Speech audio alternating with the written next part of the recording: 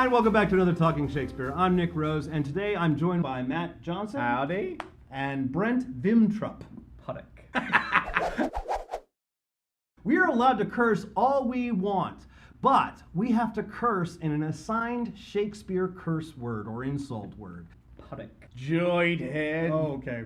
You do berries. So our question for this episode is for Hamlet. You guys have both played Hamlet, is that correct? That is correct. Matt, you've played Hamlet not only on the main stage here at Cincinnati Shakespeare Company, but you've also played it in a one-man show. That's right, a one-man Hamlet. How many characters did you play? Really just Hamlet is the weird thing, and then I would kind of hear their response, but you can pretty much cut everyone out. Basically nothing but the soliloquies. The bedroom scene is in there too.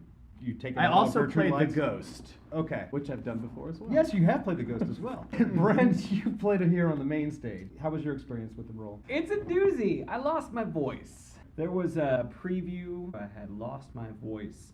And afterwards, I got the note from Brian that my voice was boring and monotonous.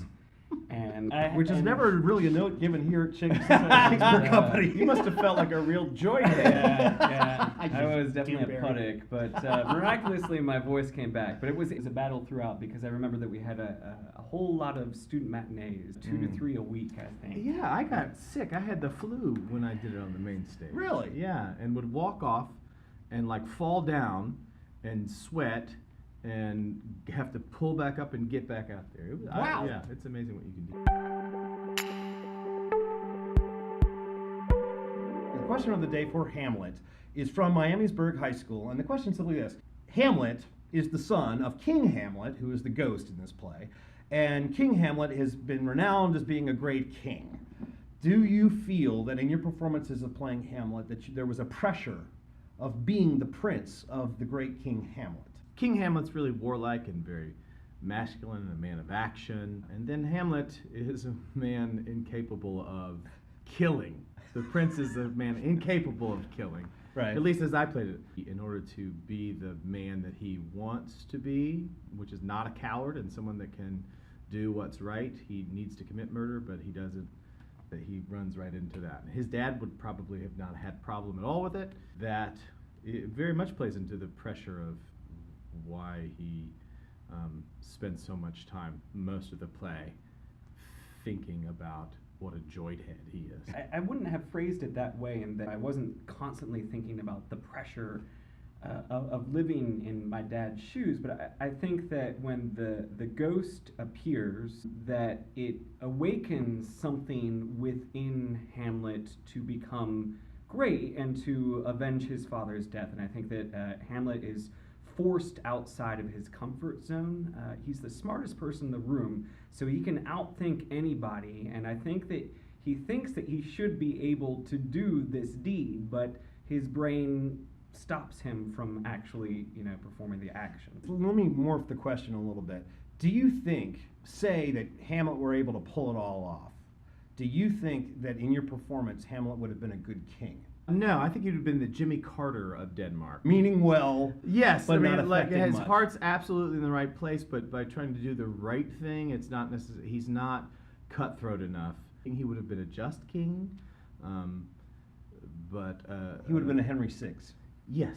Throughout the majority of the play, I think he would be a horrible king. Okay. I think that there is a transformation that happens by the end of the play, and it doesn't happen until probably the very, very final moment, where finally he is able to take that action, and by then it's too late. Mm-hmm. And I think if somehow he was able to survive the poison, I think that there is a transformation that could have allowed him to become a good king. But for the majority of the play, he has not learned the lessons that he needed to learn to be a good king. Just one little quick question, something you brought up about the whole delay of not being able to kill. Does that mean that your Hamlet took the ghost's word as true right off the bat? No. If my Hamlet was crazy, it was in the idea that putting on a play will draw out whether or not his uncle actually killed his dad. To my mind, as the actor, it's like a silly way to try to prove someone's guilt. Think about the very first time that play ever was presented.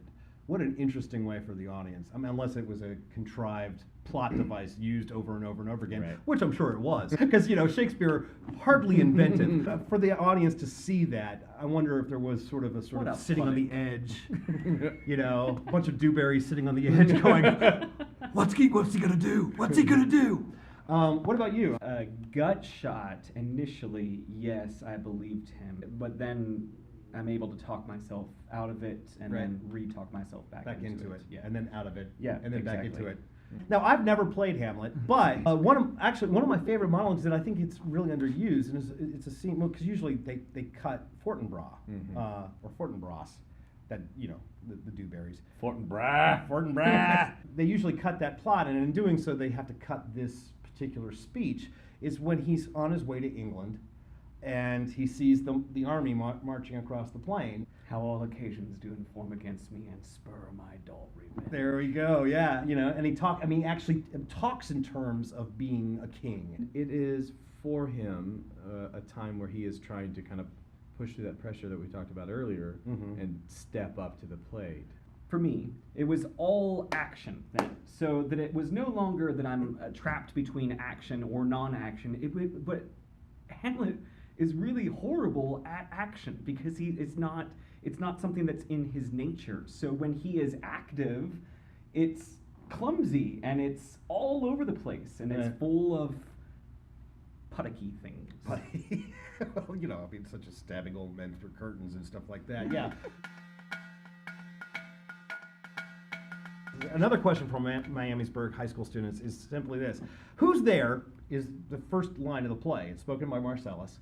And they're curious as to how the line should be said, to set the tone of the play. In my opinion, I think the play is a ghost story. It starts off like a ghost story, and that first scene, I think it's supposed to be sort of kind of on edge, kind of as if they're in the dark. Having been to the Globe and seeing, theater there when it's outside, you think of it's going to be in the daylight, so you're not going to be able to. It's going to be spooky, but it's also somewhat silly. Right.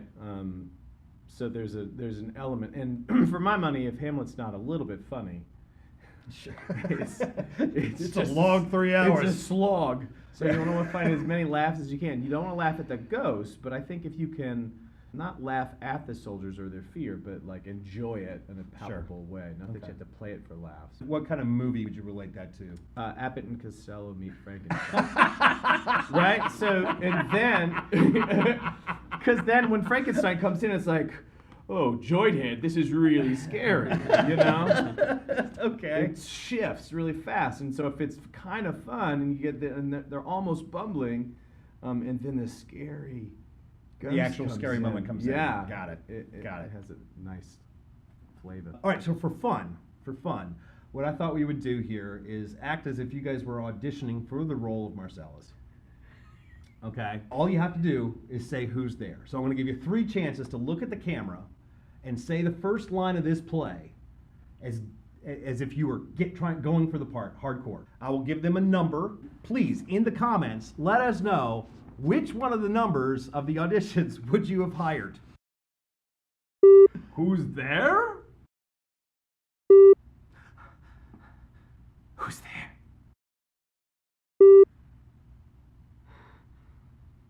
Who's there? Who's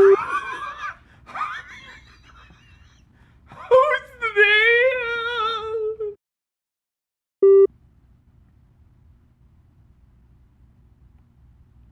Who's there?